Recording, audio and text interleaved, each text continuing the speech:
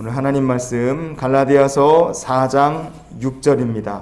너희가 아들임으로 하나님이 그 아들의 영을 우리 마음 가운데 보내사 아빠 아버지라 부르게 하셨느니라. 아멘. 이제 막 태어난 갓난아기가 있다가 한번 생각해 보세요. 아기가 태어나자마자 우렁차게 탁 울면 그 아이는 건강한 거예요. 애가 태어나는데 안 운다. 이게 상황이 심각한 겁니다. 애가 자라면서 배고프면 울고, 기저귀가 젖어서 이게 답답하면 또 울고, 옆에 엄마가 없다. 그럼 울고, 애가 그렇게 목 나와 울면요, 그 아이는 건강하게 잘 자라고 있는 겁니다. 그런데 애가 크면서 기저귀가 젖어도 안 울고, 젖을 먹을 때가 됐는데도 달라고 보채지 않고 울지 않고, 만약에 누가 옆에 있든 없든 간에 울지 않고 가만히 애가 있다. 그러면 그 아이는 어디가 좀 문제가 있는 거예요. 만약에 울지 않는 자녀를 본다. 그러면 그 부모는 마음에 애간장이 타들어갈 겁니다. 우리를 바라보시는 하나님의 마음도 똑같으시다 이거예요.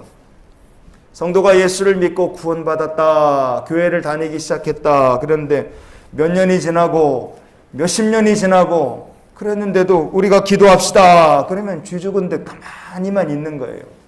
여러분, 만약에 전혀 주의 이름을 부르면서 통성으로 하나님 앞에 부르짖어 기도하지를 못한다. 그러면 그런 상태라면 그 성도의 영적 건강도 이게 결코 지금 정상이 아니라는 걸 우리가 기억해야 됩니다. 그래서 오늘 본문 말씀 갈라디아서 4장 6절을 우리가 다시 봤으면 좋겠습니다. 오늘 본문을 다시 보시겠습니다. 너희가 아들임으로 하나님이 그 아들의 영을 우리 마음 가운데 보내사 아빠 아버지라 부르게 하셨느니라. 아멘. 여기 신앙에 아주 중요한 내용들이 다 들어있죠. 누구든지 예수님을 구주로 영접한 사람은 하나님의 자녀입니다. 하나님께서 자기 택하신 자녀에게 무엇을 부어주시느냐? 아들의 영, 성령을 각 사람에게 부어주시는 거예요. 자, 그러면 성령을 부어주셨는데 그 이유가 무엇이냐? 우리가 하나님을 아빠, 아버지라 부르게 하시려고 성령을 부어주셨다는 거예요. 자, 여기서 기억해야 될 게 있습니다. 오늘 주제와 관련돼서요. 그러면 성령을 부어주셨다. 그것은 성도가 조용하고 침착하게 하나님의 이름을 부르라고 성령을 부어주신 게 아니라는 거예요. 부르게 우리말 성경에 이렇게 번역되어 있는 헬라어 본문을 보면요, 크라존 이렇게 되어 있습니다. 헬라어 크라존이라는 말은요, 큰 소리로 말한다 혹은 큰 소리로 말하며 요구를 한다, 그런 뜻이에요. 내가 뭐 필요한 게 있으면 큰 소리로 말하고 큰 소리로 뭘 달라 뭘 주라고 요구를 하는 겁니다. 그게 크라존이라는 말이에요. 하나님께서 왜 택하신 백성들에게 성령을 부어주시느냐? 우리가 하나님께 큰 소리로 아뢰고 필요한 것이 있다면 큰 소리로 하나님께 간구하라고 하나님께서 아들의 영 성령을 우리 모두에게 부어주신 줄 믿으시기 바랍니다. 그래서 성령을 받은 사람들은요, 성령 받은 사람들도 조용히 묵상하며 조용히 기도할 수 있어요. 그러나 성령 받은 사람들은 기도를 하다 보면 하나님 앞에 큰 소리를 아뢰며 간구하고 부르짖게 되어 있습니다. 왜? 그렇게 하라고 애시당초 우리에게 부어주신 것이 예수의 영, 성령이기 때문에 그렇습니다.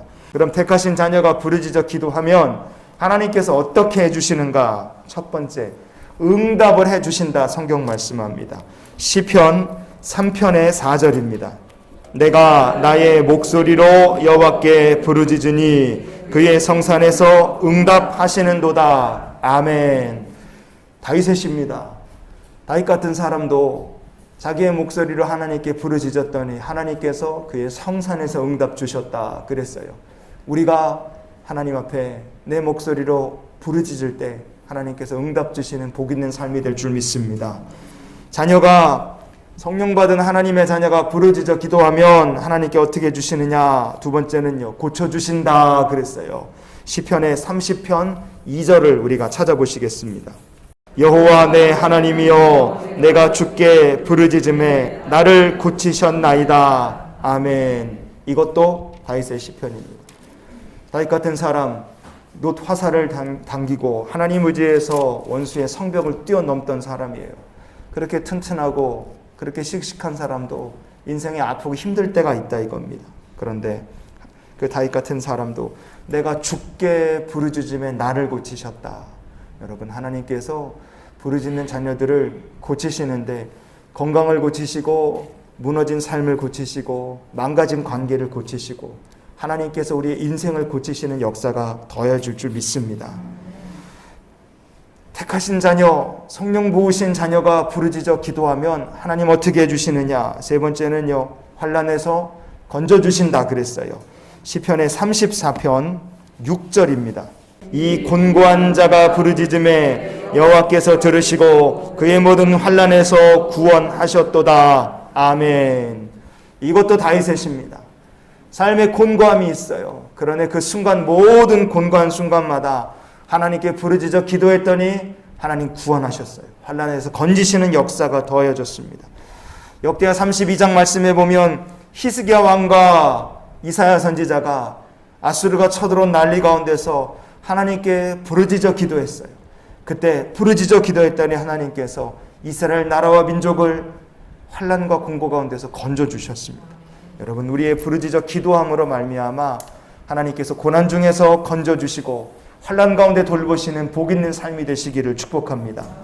마지막으로 성도가 부르짖어 기도하면 하나님 어떻게 해주시느냐? 인자하심을 후하게 더하여 주십니다. 시편의 86편 5절 말씀을 오늘 말씀의 결론으로 보시겠습니다. 주는 선하사 사죄하기를 즐거워하시며 주께 부르짖는 자에게 인자함이 후하심이니이다. 아멘. 우리가 인생 살다 보면 범죄하고 하나님 말씀과 멀리 떨어져서 주께 불순종하며 살 때도 있습니다. 그러나 우리가 범죄했다 할지라도 성령 받은 성도가 죄를 깨닫고 회개하면 하나님께서 용서를 크게 더해 주십니다. 하나님께서 성령 받은 성도가 부르짖어 간구할 때 은혜를 호하게 더하여 주시는 거예요. 이것도 다윗의 시입니다. 다윗이라는 사람도 인생의 실패와 실수들이 있었죠. 그러나 그가 부르짖어 간구함으로 은혜를 후하게 받았어요. 우리의 삶도 실수가 많습니다. 때로는 우리가 연약하고 넘어집니다.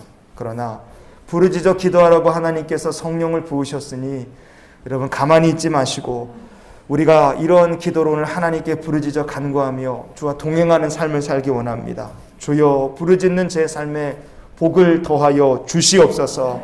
우리가 부르짖어 기도하라고 성령을 부어주셨어요. 그러니 그 성령을 따라서 부르짖어 기도하면 고침을 받을 것이고 환난에서 건짐을 받을 것이고 하나님께서 인자하심을 후하게 더하여 주실 줄 믿습니다. 오늘도 그래서 성령 부어주신 목적대로 우리가 하나님께 기도하며 나아가는 귀한 하루가 되시기를 예수님의 이름으로 축원을 드립니다.